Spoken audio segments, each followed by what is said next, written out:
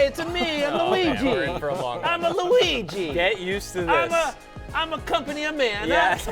The Super Mario Brothers, a big hit for Universal. A fantasy life, Yeah, for sure. That's Absolutely. me. It's me, F Mario. The talented guy, Mr. Jahan Dotson. And what's as exciting to a Luigi? 70% of his receptions over the last 2 games have come in the slot. In the slot. You understand? And so you think about this, a matchup with the Patriots. Oh, the New England Patriots and the Bill Belichick. Dude, Luigi or a character on The Wire? I don't know. Just to go with it. Anyway, over the last 4 weeks, the Patriots have ranked bottom 10 in terms of most fantasy points allowed to wide receivers. So, Well, Luigi meets Stringer Bell.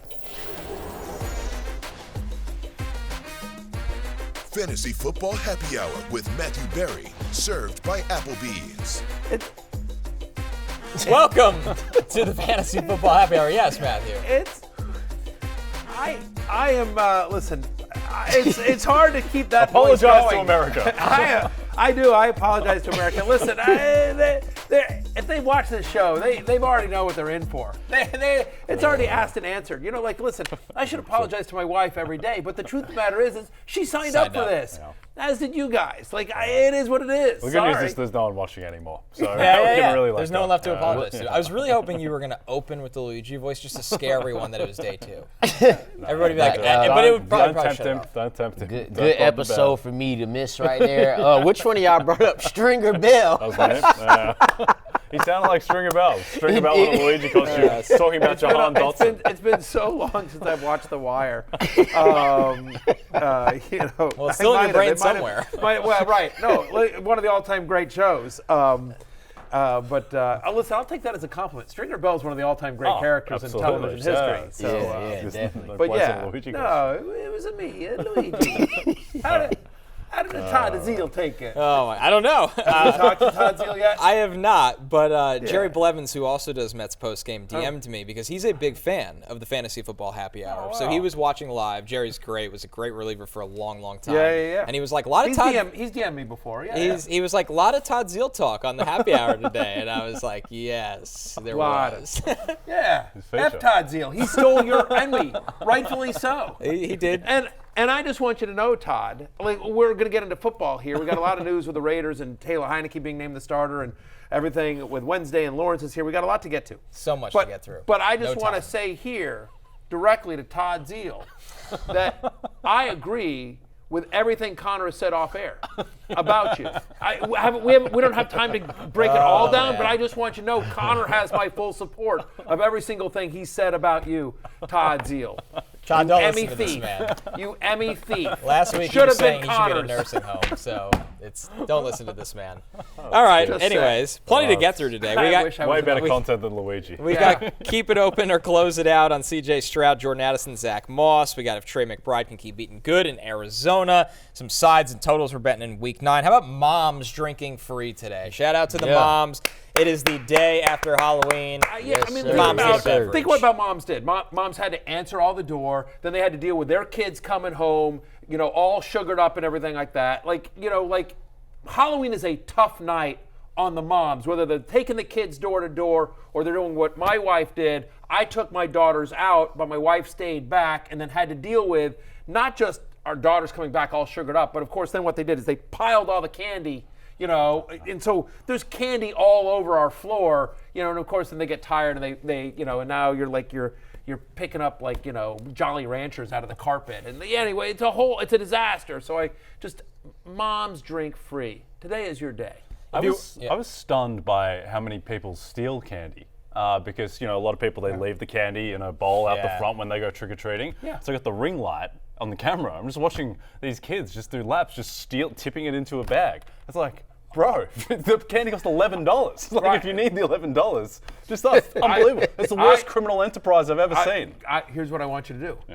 I demand demand you bring that ring footage in and we're rolling it tomorrow. Yes. I want to roll back these. I want to roll back that. I mean, exactly. It's starting Bounty Gate. I got some interesting stuff on my camera feed too from the trick or treaters. you Some what? of that we could not play that on TV because of what the kids are saying walking up to the door. We can but bleep it. Bring it in. You had a great I fear Halloween. for America's next generation after the performance on my ring camera last night. It's not If great. you watched our show yesterday on Halloween, you saw our costumes, but Lawrence wasn't here. So let's take a look at what Lawrence was for Halloween. I must say, this was pretty well done. There you go. Pretty well done. That is excellent, Lawrence. You know, I'm a homemade costume kind of guy. Yeah. You know, so I already had the Lamar jersey on deck. Oh, wait, I thought that was Taylor Heinicke. Oh, it's Hey, Lamar Jackson. just the hair is the same. I get it.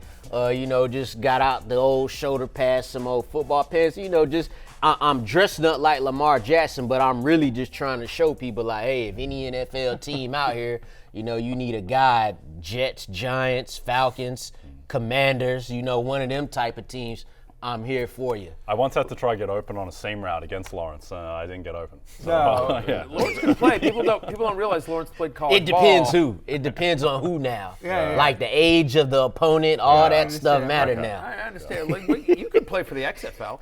Yeah. So Lawrence played college ball, but you know what? And I think looking at the picture, I'm pretty sure you and Lawrence Jackson had about the same. You and Lamar Jackson. Sorry, you're Lawrence Jackson. You and Lamar Jackson had, I think, almost the same number of touchdowns this past weekend. I may still be bitter about being. He got me eliminated by from my one. He got me by one. One He got me touchdown by against one. the Cardinals. So I'm close. still bitter about being eliminated from my guillotine league, the one I care about, with the big people. Because of Lamar Jackson being my quarterback here. We also have Jay Croucher. You also dressed up, and by dressed up I mean you half-assed it while your family, your beautiful family, actually took it together. So your wife Sophia, of course, was an astronaut. Your kids were a baby shark, a mermaid, and a monster, and you were Nets era Deron Williams. Well, here's the thing, Matthew. It's actually quite meta because I mailed in Halloween just like Darren Williams mailed in his time on the Nets. very fitting. So Wow. it's actually a really good know what? costume That when you is. think about it like that. If you think about it like that, you take a You fair ditched the enough. Todd Zeal costume for the Just the family Todd Halloween? Zeal costume, yeah. Too much walking. Yeah, in a suit and a Mets hat. So my daughters, my now 12-year-old daughters went and they had a friend over and they went as Kiss, Marry, Kill. Is their version of it. And so one was dressed as Kill. My two daughters were dressed as Marry and Kill, and then they had a friend dressed as Kiss. I was to drive them around, but I was not allowed to walk with them because they're in like, you know, Dad, you're so cringy. Dad, you're so embarrassing. Well, they're also That smart. stage. This was a brilliant plan by them. Me being on the on television dressed as Luigi in a bad voice a few hours earlier didn't help my cause. He's saying like, I promise I won't embarrass They you. definitely checked the film on Yeah, that. yeah, Your daughters yeah, was yeah. reviewing the Well, film on they that. follow me on Instagram and they saw some of the, and they're like, no, Dad, you're not coming with me. And so anyway, no photos of what I dressed up as, which also half-assed to your extent. No, here's what I did. I put on an NBC Sports winter jacket from the Olympics, and I have a winter hat from the Beijing Olympics as well. And my daughter one of my daughters is a really good gymnast, so she's won a number of gold medals. And so I just wore the gold. So I was, you know, in theory, an Olympic skier, you know, because I had the NBC Olympics, you know. Yeah. But it was literally like I put as much thought into it basically as Darren you Williams. did. Yeah. Shout out to Will. Shout out to Will. Just shout out You to didn't the mail it folks in, you with said them your ankle. homemade costumes. Yeah, That's the way to do it. I'm impressed you had a real jersey versus like a lot of times you've just written names on Well, shirts. the only reason I got that real jersey because my oldest daughter got me that for my birthday like 2 or 3 years ago. I was like, you know what, daughter? You finally came through with a good present. Oh, Good there job, you go. Tim. So I make use of it right now. So that's the one real jersey. What I'm is wearing. your daughter's name? That got you that gift? Ari. Freshman at Seton Hall. Shout out Go, to her. Ari. Yeah, Shout out to Ari. All right. Well done, being Ari. a- Ari being a good daughter. And shout out to all the teams that actually made trades last night. Yes, let's jump into the Rotoworld Player news and some notable trades at the deadline. Of course, for all your player news, go to NBCSports.com. Here are the notable deadline deals. Josh Dobbs goes from the Cardinals to the Vikings. Donovan Peoples-Jones, Lawrence. Yes. How did he make it on the name. screen? Browns Alliance. It's time to unleash DPJ. We'll get there in a second. Lawrence Jackson, not the only person who left out Peoples-Jones. Now it's Dan Campbell and Lawrence Jackson. Yeah, it's a good person to align with, Lawrence. He could be Coach of the Year. Chase Young goes from the Commanders to the Niners. Montez Sweat also on the move from the Commanders to the Bears. Rasul Douglas as the Bills get corner help from the Packers. And, of course, during a crazy trade deadline day, it kind of ended in the middle of the night with more insanity as the Raiders fire Josh McDaniels while most of us were asleep.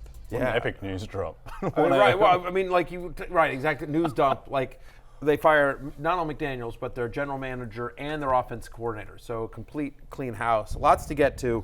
We'll get to all of it. Where do you want to go first, Connor? I think we start with the Raiders because that's the pressing news before we get into some of the deadline winners and losers, especially from a fantasy angle. I mean, there's a lot of news that trickled out of this. Like you said, it's not just McDaniels being fired. They fired offense coordinator Mick Lombardi. Antonio Pierce will be the interim coach. I think from our perspective, guys, is that Jimmy Garoppolo is no longer the starter on this team. It will be rookie Aiden O'Connell.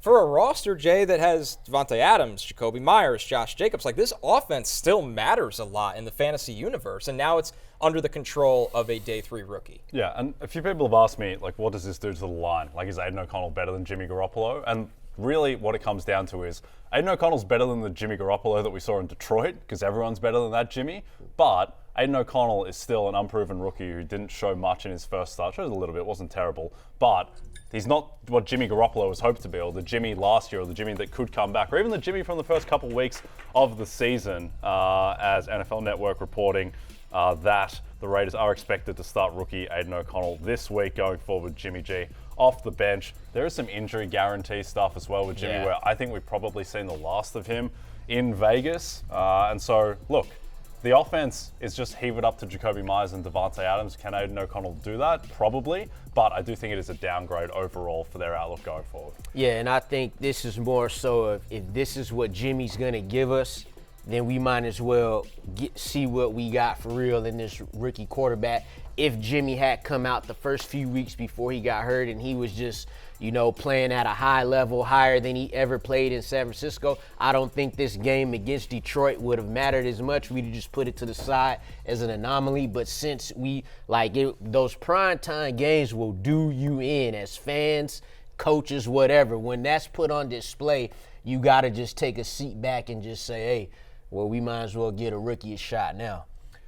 So much to unpack here. And I want to give a shout out real quickly. Bill Barnwell, my friend and former colleague at ESPN, did an unbelievable breakdown of the Josh McDaniels era in Las Vegas. And I can't do it justice, but it's well worth reading over there at ESPN. Barnwell, of course, is terrific in everything he does. So lots to unpack here. First off, just what a complete and awful, horrific mismanagement of resources, what limited they have by the Las Vegas Raiders. Can we just talk about that for 1 second? Like, we'll get into the fantasy implications for 1 second, but this is what they had: Jimmy Garoppolo. And yes, bad day at the office on Monday night for sure. But he's a starting quarterback in the NFL who's had some success in a league in which there's a lot of quarterback needy teams. Even if you say, hey, give us a 6th for him, give us a 5th for him. We just went through the trade deadline. You're telling me the Jets wouldn't have been maybe interested? You're telling me the Vikings might not have been interested? I'm just saying, if you're moving on, and I think that's the right move for the Raiders, by the way. Garoppolo's not the answer, and you've got to reset the whole thing, and the team is devoid of talent, and they've got a massive rebuilding project ahead of them. But if you know that you're making that move, before you fire McDaniels, before you fire Ziegler, before you do anything, why don't you say to them, hey, get whatever you can for Jimmy Garoppolo. Call every team in the league. You know what I mean? And just because now you're going to just have to eat the contract, and you'll have to try to trade him in the offseason or release him, and it's going to be a dead money hit. Yeah, a lot of dead money. I find it hard to believe. Maybe the Patriots would have taken him back. I mean, you know what I mean? I'm just saying Garoppolo, for all of his flaws, is better than a lot of quarterbacks currently on the roster in some NFL teams and some teams that are moving forward. He'd be a good backup, right? I mean, the teams that are legitimately in the playoff that have a good quarterback but maybe don't have a ton of depth, as we see with the Vikings. The Vikings are a playoff hopeful team that didn't have a ton of depth behind Kirk Cousins. Anyway, so massive mismanagement there. And so I don't know. the other issue here is that, so I think moving to O'Connell versus Hoyer is the right move. Get the kid some reps. My expectation here is that they just lean heavily on Josh Jacobs, right? That's what they should do with a young quarterback. And oh, by the way, he's one of their best players anyway. So just lean on Josh Jacobs. Here's their upcoming schedule, guys. It's not pretty. They have 2 home games in a row. They're home to the Giants, and then they're home to the Jets, right? And that's, by the way, that's a Sunday night game for us here on NBC and Peacock. I'm a company man. Then they're at Miami in Week 11, home to Kansas City in Week 12, and they don't get a bye into Week 13. Giants have played better recently. Dolphins defense getting better, and obviously they just got Jalen Ramsey back. Jets and Chiefs have been among the best defenses in the NFL all season long. So it's my concerns here. I think you still have to draft. I think you still have to start Devontae Adams, because the one start that Aiden O'Connell had, he did like very much first read only, and that's Devontae Adams often. So I think volume and his talent gets him there. And then I think Josh Jacobs, you're still playing him because he is a starting running back in the NFL and he's going to get a ton of volume.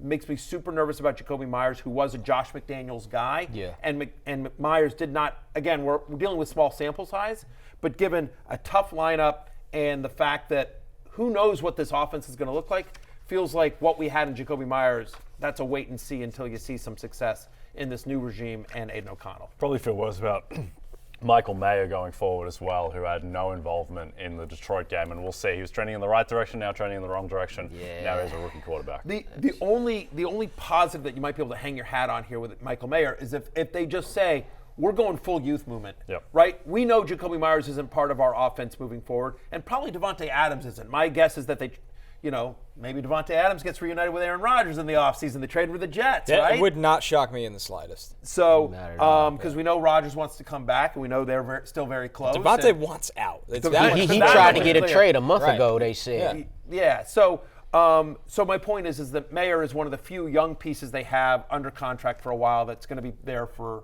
a while. So maybe they get rid of they stop with the Austin Hooper stuff and they just go to, they just try to feature Michael Mayer. Again, nothing against Austin Hooper. I like Austin Hooper. But I'm just, Mayer's part of their future. I don't know if Hooper is. And so if they're going full youth movement, that's the only positive.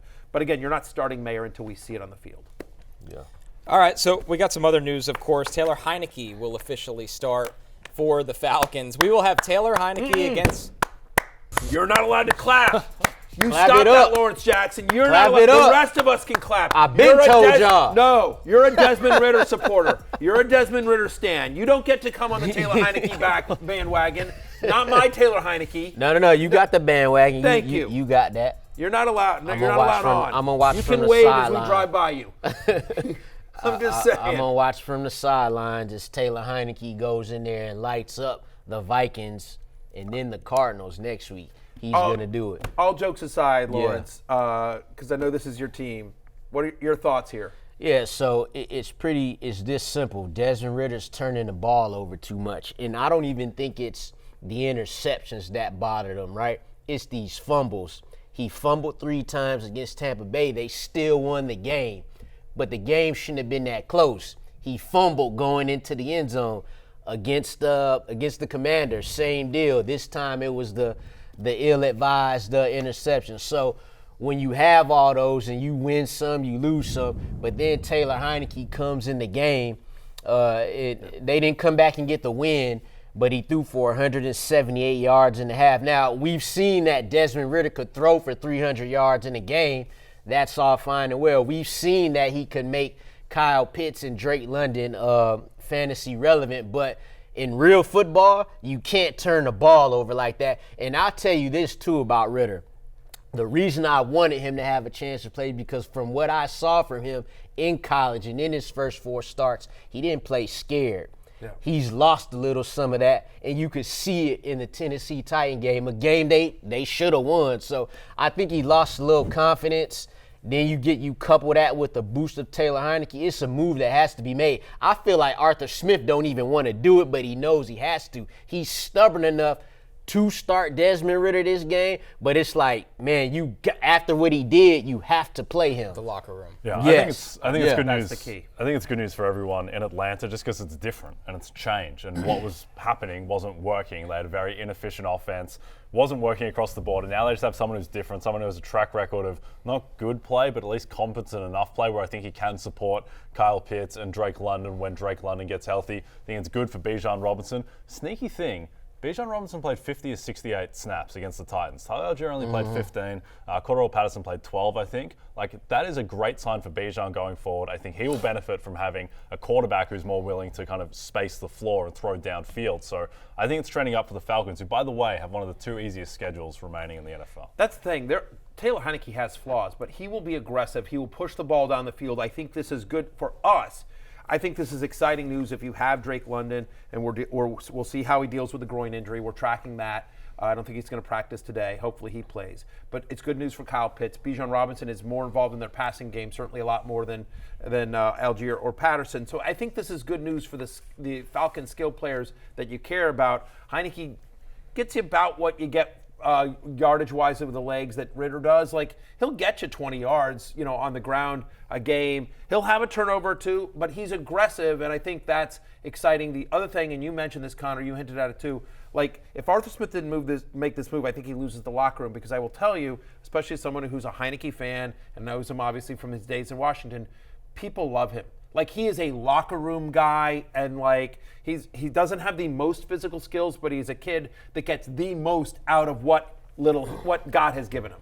Yep. Yeah, he's had a long road. He came from a spring league to I'm an about to NFL say tryout. he's definitely mentally tough. He wasn't a high draft pick, and he's been on a bunch of teams in a bunch of leagues, like you mentioned. So, yeah, he couldn't get a snap in the XFL. Right. Like, he was a backup in the XFL who didn't get a snap. Like, right. So he's an incredible success story, and not for nothing. In the offseason, they signed him to a $20 million deal. Like, the Falcons gave Heinicke real money for a backup. You know what I mean? So, anyway, I think this is good news, and I do think in deeper 2 quarterback leagues, I think Heinicke, again, to your point about the schedule, and he'll be aggressive. I think Heinicke's a viable, top 20 quarterback. Yeah, it feels like Heinicke could be this era's Ryan Fitzpatrick. Like, truly, that's what he feels like. Yeah, He's, I like, can see he's a little long bit. road, Yeah, it he'll be is. a little It's fit like backup magic for in 10 him. Yeah. years. He's gonna It's like play that. fearless. He plays fearless brand of Fearlessly, right. football. So Fan favorite. Like, Exactly. people love him. Locker rooms love him. dude's dude. Yeah. All right, He is definitely a dude's more dude. quarterback news as Josh Dobbs finds a new home in Minnesota. Now, Jaren Hall will start for the Vikings. Obviously, Dobbs just arriving there now. Arizona trades him for a day 3 pick swap here. And Dobbs had some moments this year for Arizona. I know it hasn't been great lately, but as they look to Clayton Tune and get Kyler Murray ready to play again, they did right by Dobbs and got him to a place where he could eventually be a starter again. Yeah, definitely. And I think the exciting thing is just having the rushing threat in a Kevin O'Connell offense, which we haven't really seen. I think this is good news for Jordan Addison, TJ Hawkinson. It's good news for Justin Jefferson, who seems like he will be back soon. And I think the best thing here is that it just gives them another lottery ticket. Between Dobbs, between Jaren Hall, between Nick Mullins when he comes off IR, now they have 3 chances at a competent quarterback. But Connor, I'm really interested in your thoughts on Jaren Hall, who will start this week as Dobbs is coming in too late. What are you expecting from him? I love that he brought up the rushing threat in this offense because that's something he could do a little bit, right? He's somebody that can be a scrambler and turn that scrambling into actual running. Not a huge arm, but a guy that can get out of the pocket, extend plays. You're talking about Hall. Pretty now. confident. Jaren Hall, yes. This is all about Jaren Hall. Really interesting background. Gets to BYU. He's a center fielder for their baseball team. He's one of those guys that's at BYU forever and then ends up being the quarterback after Zach Wilson. Has some massive statistical years in that BYU offense. So, once again, a little bit limited from an arm perspective, but a good athlete, and that's something that Minnesota didn't have under center. So, in fantasy, can he be some kind of rushing threat while throwing to capable passing targets? And that's the thing, is again, like, we've got no idea. People thought Anthony Richardson was way too raw when he came into the NFL, and obviously, like, that was a guy that was a top 5 fantasy quarterback until he went down, right? People thought, the Niners are dead because they've got Brock Purdy, Mr. Irrelevant, coming in last year. He obviously was fantastic. We've got no idea. Jaren Hall might be great. There's a reason, like, everyone was like, Tyson Bagent. Yeah, undrafted free agent. Oh boy, now the Bears are gonna, like, whatever. He's been competent enough to keep DJ Moore somewhat afloat. And again, Jaren Hall won this job out of camp, and he is their backup for a reason. I know Mullins is hurt, Bingo. and so it's not ideal. But so Hall might be great. But back to Dobbs for a second. I think the jury will be out on still whether or not you want to pick up Jaren Hall. I don't mind picking him up in a deep 2-quarterback league or whatever, just sort of as a lottery ticket. I don't think you're starting him this week unless you desperately have to. But I think for what we care about, T.J. Hopkins and Jordan Addison, I think he should be decent enough. The matchup is decent enough that I'm going to still, if you would normally start him, you'll still start him. We're going to talk about this a little bit later. Hawkinson's too talented and that offense is too focused for you not to be starting Hawkinson. We're going to talk about Addison coming up a little bit later in the show. As for Josh Dobbs, we talked about this yesterday on the show. Like, hey, I hope they trade him. I wonder if they do trade him because, they said he was going to start, and then the next thing you know, they're like, it might be Clayton Tune or Kyler Murray. And I tweeted out, this was on Monday, when they walked back that, I was just like, I wonder if he's getting traded. And we talked about this yesterday on the show, saying, like, I hope he does for the players' sake. Right. He's not part of the future in Arizona. He's shown that he's earned a role in the NFL. He should. And so now he goes to Minnesota. I think it's great news for Josh Dobbs. If you've been rostering Josh Dobbs, if you're in a 2-quarterback league, I think you've got to be thrilled because Jordan Addison, T.J. Hawkinson, K.J. Osborne, and soon Justin Jefferson are better skill players around him than what he had in Arizona. And then Josh Dobbs legitimately has, talent with his legs, right? I mean, we've seen him get like 40 rushing yards, a game. And so we'll see. He's not going to start this week, but I think this is good news for Dobbs, and I think it's good news for the whole Vikings. You referenced this as well. I think Justin Jefferson was on the fence. Maybe he's not rushing back for Jaren Hall, but he should come back now as soon as he's eligible to and able to with Dobbs. Keep in mind, when Kirk Cousins went down, he was the 7th best quarterback in fantasy on a points-per-game basis. So this is a fantasy-friendly offense that Josh Dobbs is, we think, in theory, going to get the keys to sooner rather than later. But again, if Jaren Hall balls out, who knows? Let's take a look at the notable injuries we're tracking going into the week, led by Kenny Pickett dealing with the rib injury, Daniel Jones with the neck injury as much as he's been cleared for contact, Matthew Stafford with the sprained thumb, Desmond Ridder, Drake London, his teammate, with the groin injury, Darren Waller with the hamstring. That one sounds a little bit more serious, but back to the top from Kenny Pickett. We got to hear from him on his availability going into the week with that rib injury. Kenny, is you playing Thursday conducive to how you feel, or are there clearances you need from doctors, or is it a bit of both? No, I'm playing for sure. Is there anything other than rest you can do to maybe move this along? Some stuff, but with ribs, it's rest, and you don't have that luxury, so you got to do what you have to do to play. You wear one of those jackets? I always do. So he's playing. It's going to be Kenny Pickett versus Will Levis on Thursday night. I don't think you necessarily want either guy, but I think you're excited about the potential for Deontay Johnson, for George Pickens. So I don't know that there's a huge difference between Pickett and Trubisky. Trubisky doesn't look great when he's coming in relief. I was never has. I was at the same thought coming into the season. Like, these guys are just the same guy. Pickett has more upside just because we know exactly what Mitch Trubisky is, and there's still, maybe we don't know what Kenny Pickett is, but I think we probably kind of know what Kenny Pickett is at this point. Tell you what we don't know. We don't know much about Will Levis still, but after that 4-touchdown performance, it will be exciting to watch what Levis can do on the short week. Super interested for your thoughts on Levis and what he did, Connor, because he, obviously the touchdowns were amazing. He threw these deep balls, but 29.4% success rate through the air. That's very low. It seemed like it was boom or bust, but the boom was incredible. Right, the touchdowns aren't sustainable in that regard. Yeah. They had him do what he's comfortable with, and that is rolling and getting going and throwing the ball down the field, and a lot of it to DeAndre Hopkins, which good plan. They kept it really simple for Levis, so it's not sustainable in fantasy for the rest of this season, but at least they did what makes him comfortable. That's what you should do for young quarterbacks, especially developmental guys. They gave him a simplified game plan, and he executed, which is all you're hoping for, right? I mean, again, and now he's going to be on a short week here.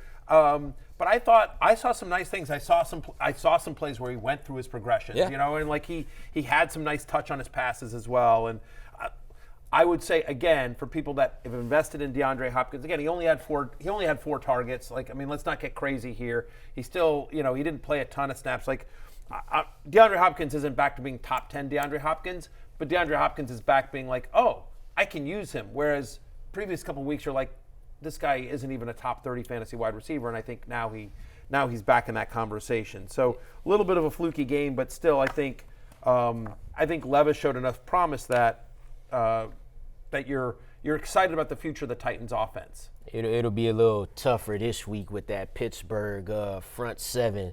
22 sacks for them this season. Atlanta is in the bottom 4 as far as sacks go. So it's nice when you could keep the opposing guys off your quarterback. And if you do that to mostly any quarterback, and you get DeAndre Hopkins streaking down the field with clothes on, you're gonna hit him for the touchdown. Yeah, so. no, listen. I mean, the offensive PI call. I mean, like there was some stuff, but that last touchdown when that happened, when DeAndre Hopkins about tackled AJ Terrell, I was like, all right, whatever. It ain't gonna keep happening. Then like, bomb. I'm like, damn, it's happening. Like they torching these dudes. So look, I'll say this about Jaren Hall: they get that same coverage, he definitely will hit them throws. Fact. Yeah. Exactly. Pittsburgh has been a middling defense so far this year, and they've disappointed, especially in the secondary. I wonder if they load the box, try to stopping Derrick Henry, and sort of dare Levis to beat them again. We'll get I'm to excited Hopkins. to see how he plays on Thursday night. The game got a lot more interesting. I will say this. Yeah, Feels like 2.5 sacks with TJ Watt and a touchdown, doesn't it? It feels like a probably. We'll talk but I'm more. rooting for Will Levis. I'm a Will Levis stan. I'm on it. I'm on board with this. Steelers-Titans in just a second because it's time to see who's eating good, served by Applebee's and Lawrence. We start with the Gus Bus. Gus Edwards. Yes, sir. He's got the Seahawks. Obviously, the Gus Bus finished as RB3 last weekend.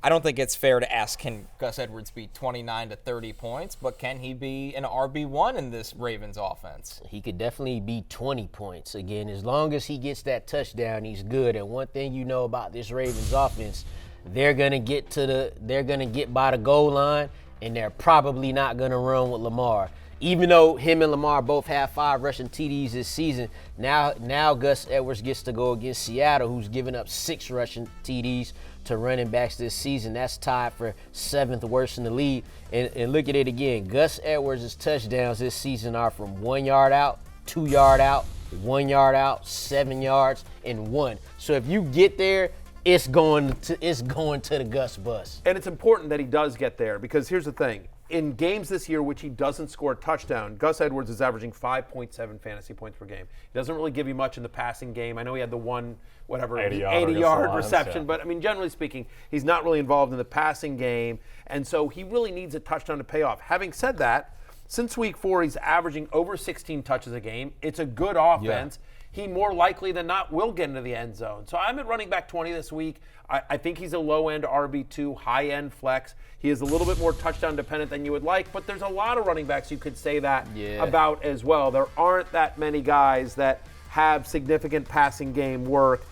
So look, given how bad it is, how bad we all are down for running backs, a guy that's going to average 16 touches in the Ravens offense, I think more often than not, he's probably a top 20 play for you. Yep, Ravens. He's a RB2. Ravens 6-point favorites in that game too, so you'd expect that they will be running. Yeah, games in Baltimore. I like that as well. Back to the Titans. DeAndre Hopkins. We talked about him a little bit. He's got the Steelers, of course, on the short week. And Hopkins, there's the big play threat from Will Levis, Jay. And I think that gives you more hope for DeAndre Hopkins going forward after it looked like a tough start to the season. Yeah, certainly more hope and more upside with Levis now and the fact that he was able to connect with DeAndre downfield. But I'm with you. I think it's unsustainable. The fact that Levis just couldn't really do his work in the short intermediate stuff. Like if you're relying on coverage busts and offensive pass interference to get your stats, then a little bit concerned about DeAndre Hopkins going forward because it's not like he's got a ton of usage. It's just depending on these massive plays. Yeah, what's interesting too is he's caught 3 touchdowns in one other game.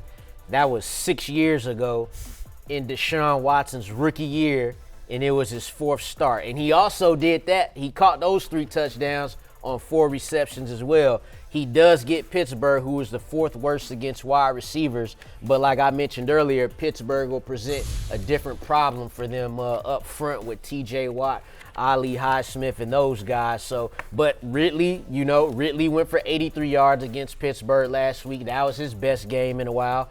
Nakua had a nice day against them. So from a fantasy perspective, Pittsburgh is better against quarterbacks than they are receivers, which kind of sounds crazy. But if you can affect the quarterback, well, then obviously that's going to affect D-Hop.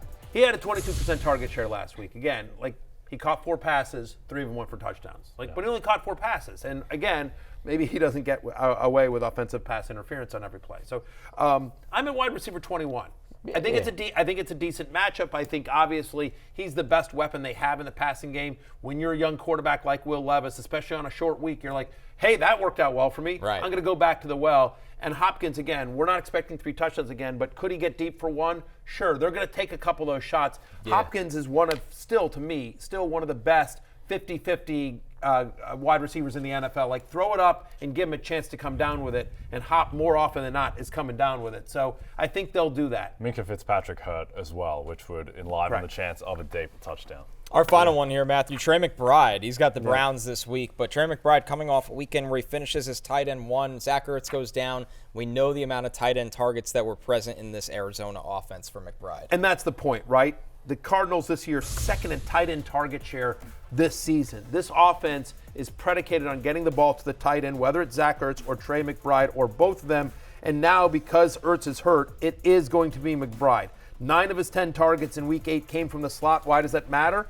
Because Baltimore really struggles there, all right? Baltimore really struggles against them, as does Cleveland as well. So I feel like this is going to be a good opportunity. We don't know what we're going to get out of Clayton Tune. It looks like he's going to be the starter and not Kyler Murray.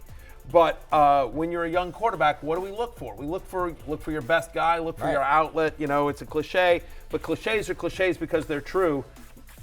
Young quarterback's best friend is the tight end. Trey McBride is, I believe, a very talented player. I know we were high on him coming out of college.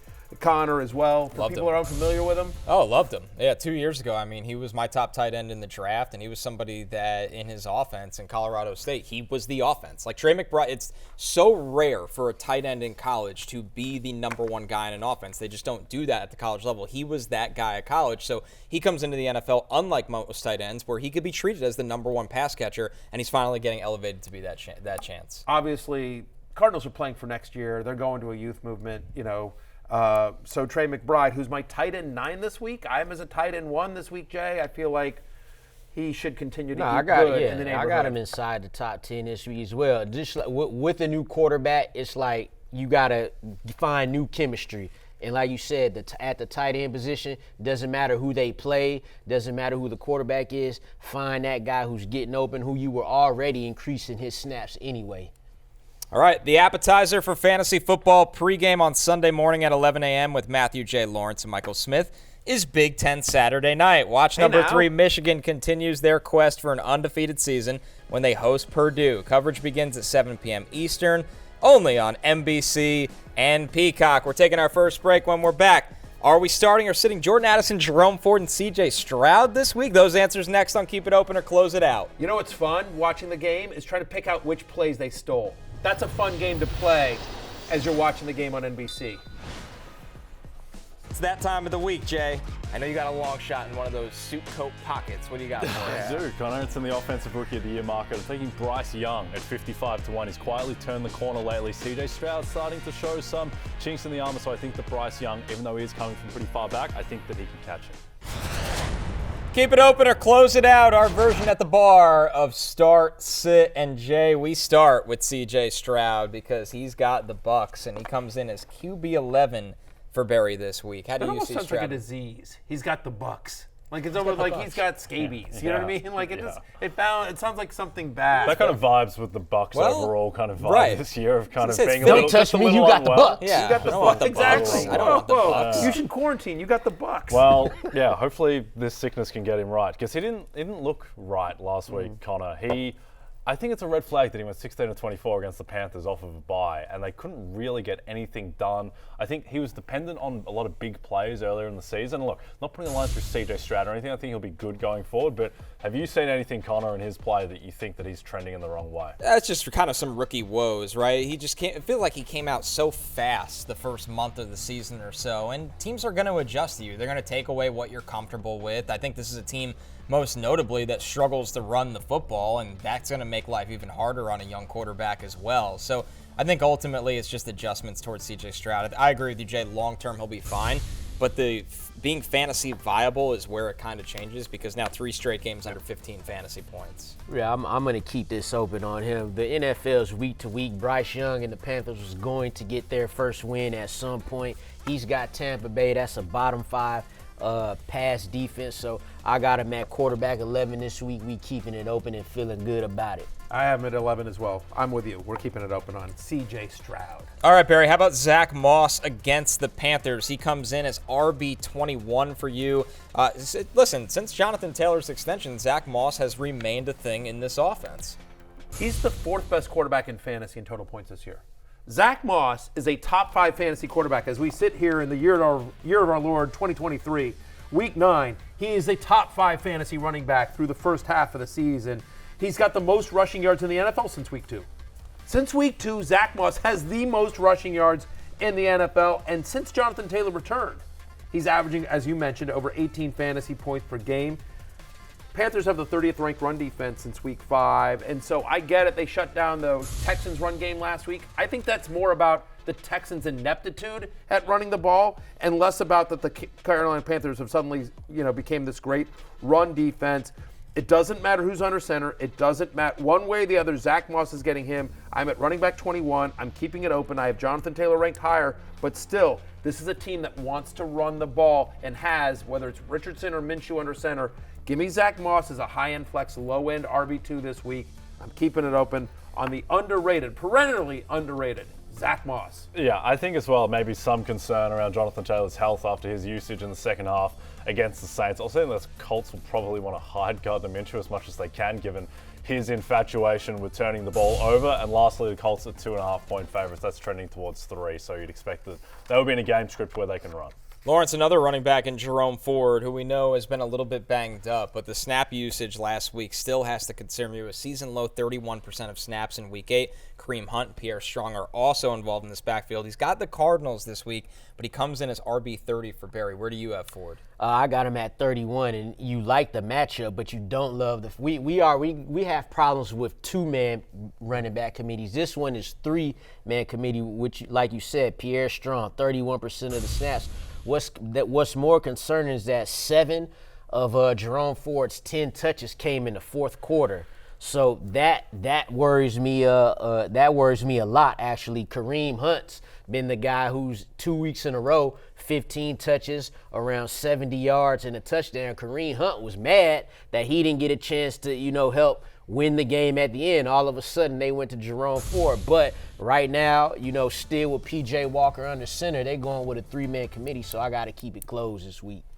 All right, Jaylen Warren here, Jay. He's got the Titans on deck, and another guy maybe in that fringe flex range, but back-to-back games with under 40 total yards. Can you trust Jaylen Warren on the short week? I feel like you're baiting me, Connor, asking me to talk about Najee Harris's direct opposition. Didn't enjoy Najee going 7 carries for 13 yards against the Jags. But Jaylen Warren did nothing either, and they were just in a throw script that entire game because they were down. Najee was still the guy who got the work in the receiving game, going 5 for 42 with the 5 targets. Now, Warren did get some work in the receiving game too, but nothing explosive. I still think this is just Najee's backfield until proven otherwise, and it's not a team that's good enough to support 2 running backs for fantasy. I'm with you. I'm keeping it closed. He's my running back 27. Single-digit touches in 2 of the past 3 games. Under 25 receiving yards in 3 straight. 30% or fewer of the team rushes in 6 of 7 games. So he's not getting the rushing work, but you hope, can he get the receiving work? But again, under 25 receiving yards now in 3 straight. It's a tough matchup on a short week against the Titans. Keeping it closed. Also keeping it closed on Jerome Ford. I agree with Lawrence there. It's a 3-headed committee until we see Ford overtake Kareem Hunt again. He's my running back 30. Jerome Ford is. Warren's at 27. Ideally, you're not using either this week. Lawrence, how about Jordan Addison, who's had a quietly really good rookie season? Now we'll be dealing with a new quarterback situation. Jaron Hall's going to start. We'll see when we're going to see Joshua Dobbs in this offense. But can you keep starting Addison with the quarterback change Minnesota has as they go up against a tough Falcons defense? Yeah, I'm going to still start him. Obviously, losing Kirk Cousins is a big loss, but Atlanta is one of only 3 teams that have allowed double-digit receiving touchdowns to receivers this year, the other 2 being Washington and Philly. And I'll just say this about Jaron Hall starting. He's good. He has an opportunity right here. He may be on a short leash, but he has an opportunity. And like you mentioned, Connor, the kid is mobile. In 2 different seasons, he's ran for over 300 yards and 31 passing touchdowns up against 6 interceptions, sees the field well. I think he'll be able to keep up Jordan Addison and TJ Hockenson, but let's see how it goes. But keeping it open for this week. Yep, it's not quite the same thing as Jahmyr Gibbs because Justin Jefferson is better than David Montgomery, but I do think there is a similar dynamic where Jordan Addison has just shown too much while Jefferson has been out that he can't just go back to being a marginalized, deep ball only type of guy. He's going to get usage. I like the Vikings outlook going forward too. I'm happy that I didn't think of Matthew's 60-1 Kevin O'Connell Coach of the Year call yesterday. Now with Josh Dobbs in tow, that team could go 9-8, 10-7 and steal. Look at their schedule. They have 3 tough games the rest of the way. That's it. 3 tough games. And also with that, they played Dan Campbell 2 of the last 3 weeks, so we can beat the favorite and knock him out of the race along the way. So I like it. Matthew, our next one here is Christian Watson against the Rams. It has been a remarkably disappointing season for Christian Watson in this Packers offense led by Jordan Love. It's been disappointing for the entire Packers offense. It's been awful. I was just like, before the show, I was tweeting about the Taylor Heinicke move, that the Falcons were moving on from Desmond Ridder to Taylor Heinicke this week, and somebody tweeted at me saying, like, that's now 2 quarterbacks that have beaten the Packers this year that have been benched. Right, that have lost their job. Garoppolo beat the Packers, and Desmond Ridder beat the Packers, and now both of them have lost their jobs. So, the Packers are just a mess, unfortunately, specific to Christian Watson. He's now had single-digit fantasy points in back-to-back games. He has since week 4, he has a 46% catch rate. He has 3 or fewer receptions in every single game. He has under 12 fantasy points in every game played this season. Pick a stat. Any stat you want, and it's bad for Christian Watson. I don't know that it's all on him. Some of it's health, some of it's Jordan Love. But the fact of the matter is that he is not producing the way he did last year with Aaron Rodgers. He's my wide receiver 35 this week. I'm closing it out. Until further notice, I want no part of the Packers offense unless I'm absolutely forced to, and I'm desperate. I don't want to pile on too much for the even more stats, but he's averaging 44 receiving yards a game. He had a 77-yard reception in week 5. If he didn't have that, he'd be averaging 25 receiving yards a game.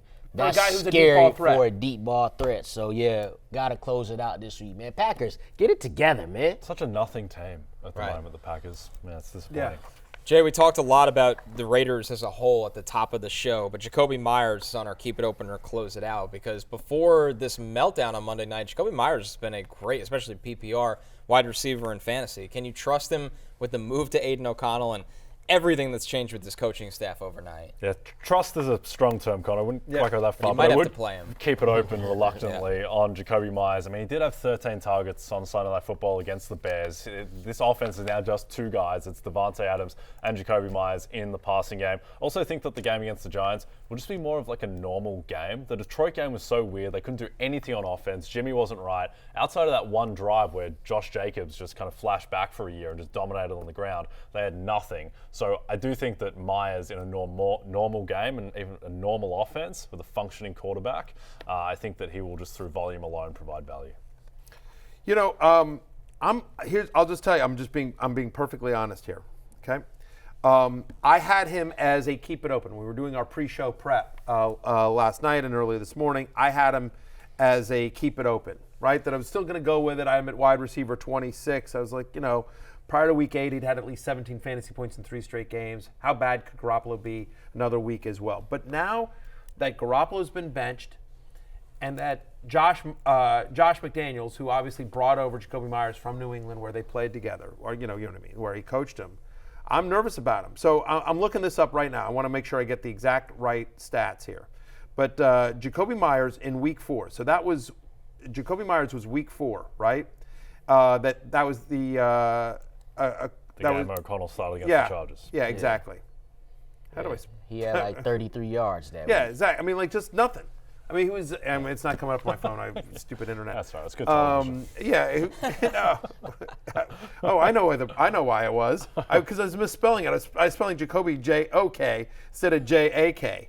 Yeah, that won't work. Yeah, that's bad. But okay, here we go. He got 4 targets, 2 for 33. 4 targets, and considering this game is against the Giants have played better recently. Like, again, for all the struggles of their offense, their defense, especially their defensive line, has really been getting after the quarterback. It's a young, inexperienced quarterback. I'm going to keep it closed on Jakobi Meyers this week. And when my new rankings come out, he'll be outside my top 30. He's going to be kind of in the mid 30. My guess is, before, I haven't looked, I got to look at it and run the numbers, but my guess is he'll come in somewhere between 35 and 40. Giants create a lot of ugly games, so I can see it. It's a really ugly game. I have no idea how Las Vegas is favored in this game. They're 1.5-point favorites in this game. I mean, I guess, are you thinking like just it's home and it's just like, hey, maybe they're excited because McDaniels is gone? They still just have better players than the Giants, right? So the defense showed up against Detroit and was fine. Max Crosby's great. Yeah, and it's just a functional quarterback chucking up to Devontae Adams and Josh Jacobs running the ball. Giants still don't have an offensive line. We'll talk some early lines in just a second, but before we do, there's one final showdown out west to determine this year's NASCAR champion. Find out if Will Byron, Christopher Bell, Ryan Blaney, or Kyle Larson take the crown. Sunday at 3 p.m. Eastern on NBC and Peacock. Plus, check out the Happy Hour Friday when we talk to Will Byron about the season-ending race in Phoenix. That's why I'm rooting for Byron. Byron's my guy. I'm rooting for him, and you know why? Because he's a fantasy player and he's coming on our show. It doesn't take much to get my loyalty. We'll be right back. Matthew Berry's easy. You heard it here. Totally. On DraftKings Sportsbook this season, new customers can bet $5 and pocket $200 in bonus bets instantly. Plus, all customers can get a no-sweat same-game parlay every day. Download the app and use the promo code Berry when you sign up. DraftKings Sportsbook, the crown is yours.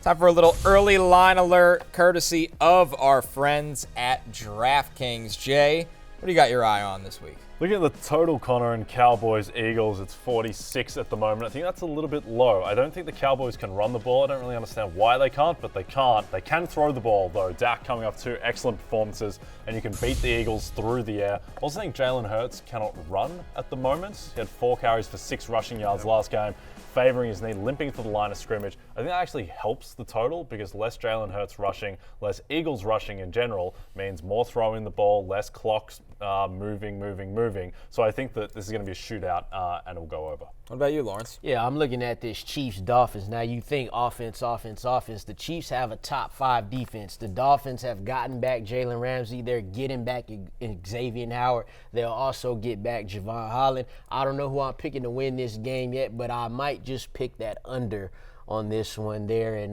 Germany. Matthew? By the way, I agree with that. I like the under at 51 on this game as well. I mean, Chiefs defense has been really good as well. They're the second best pass defense in the NFL. Miami's the 7th over the last 4 weeks as well. It's over in Germany. Like, who knows how they adjust? Like, it'll take a little while. But I like the Chiefs minus 2.5 as well. After getting embarrassed by Denver, they're going to correct this as well. We have yet to see the Dolphins show up against a good team. Every time they've played a quote-unquote good team, they've lost, and they've lost big, and they've lost by more than 2.5. In weeks in which Mahomes is less than a 3.5-point favorite, he's 14-4 against the spread. So, yeah, man, give me Mahomes to rebound. You know, less than 3-point favorite. Yeah, he covers the 2.5. Last weekend might have been a real wake-up call for that 1,000%. Chiefs team. Finally, for me, I like the Colts minus 2.5 over the Panthers. Bryce Young has looked a lot better, but I simply think Zack Moss and Jonathan Taylor will be able to run the football. All right, it's closing time. Don't have to go home and can't stay here. For Jay, Lawrence, and Connor, I'm Matthew. Much love. Yeah, it's a Mia Luigi. Goodbye. Oh, no. Peace out. A sick reemergence. I was told we only had a few seconds left, and then it keeps it going. That's very upsetting. What they got in my ear? Hey, it's Matthew Berry from NBCSports.com and Rotoworld.com, and I want to thank you so much for watching whatever it is you just watched, or if nothing else, being too lazy to click out of the autoplay after this video started, after whatever it is you actually wanted to watch finished. But now that you're here, I'd like to take a moment here to ask you respectfully now, okay? I'm asking you respectfully to subscribe to the NFL on NBC YouTube channel. You'll get the latest Rotoworld fantasy news headlines, all sorts of great shows, including my own Fantasy Football Happy Hour. So go subscribe now. Again, I'm asking respectfully.